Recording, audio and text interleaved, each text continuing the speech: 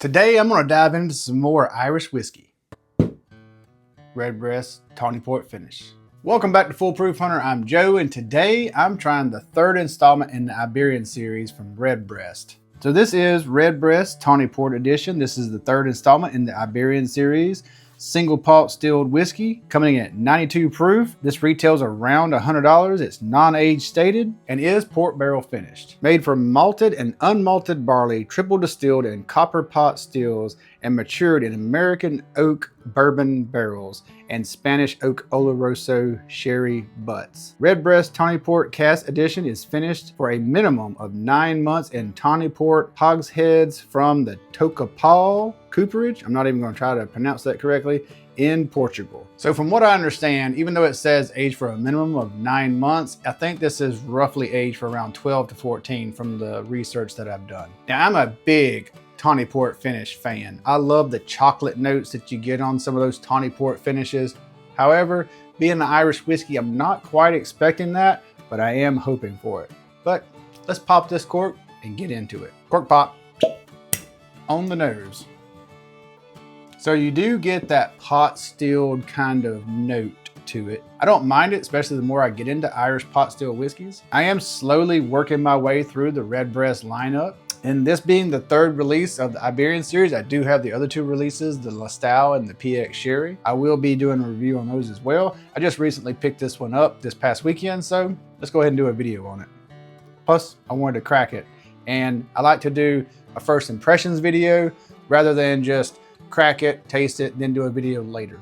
So very redbreasty on the nose, if that makes sense. There's a light fruitiness there. There's almost like a pepper note there on the back side, like a black pepper or a white pepper, just some kind of a pepper note there. It's very, very faint, but you definitely get some of those pot still kind of spices. I can't really describe it, but I do know when I'm drinking a sure enough pot stilled whiskey versus a column still, and there's not a heavily finish on it, you most of the time will pick up on those pot still notes. It's almost like a metallic penny, but this one's very subdued, very light. The nose on it's very nice, very delicate, fruity, but light. So far, liking what I'm smelling. Let's try the palate.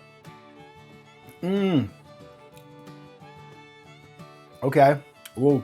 Not an overly complex palate. It's not like punches of different like heavy flavors. Right off the bat, I got like this burst of vanilla and strawberry or a light raspberry, some kind of a red fruit note. When I tasted it, that was very pleasing on the palate. There's a sweetness there. This is fairly sweet. That sherry influence with those fruits are there. But yeah, I'm enjoying that. The mouthfeel on it's okay. There's nothing exceptional about it. The finish is, I would say, fairly lingering. I mean, I'm still getting some of those same flavor notes, that sweetness, the vanilla, the red fruits, still picking up on that. That's very nice. Second sip.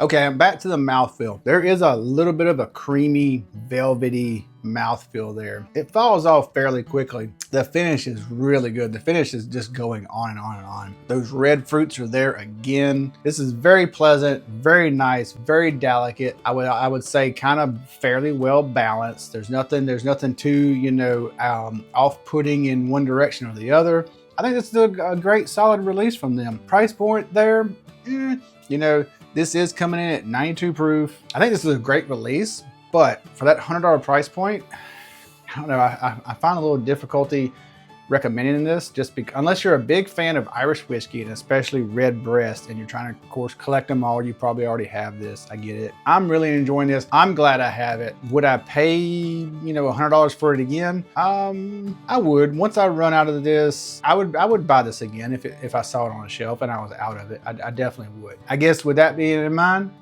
it's a recommend from me. Again, if you're in the Redbreast, if you're into Irish whiskeys, I'm pretty new to Irish whiskeys and scotches in general, as far as doing this platform, tasting it, trying to get notes out of it. I've drank it for years, but now I'm diving back into it, really trying to hone my skills in on it. Let me know down in the comments what you think of this. Have you had this? I'd be really interested to know what you think about it. I keep diving into the Irish whiskeys. I keep exploring different avenues. Right now I'm going down basically the Redbreast avenue. But let me know in the comments what other Irish whiskeys you'd like to see me review on the channel, and let me know what you think about this one. So appreciate you watching to the end of the video. Like and subscribe really helps the channel out a lot, and I appreciate it, and it's free. What could it hurt? Anyways, till the next one, cheers, y'all.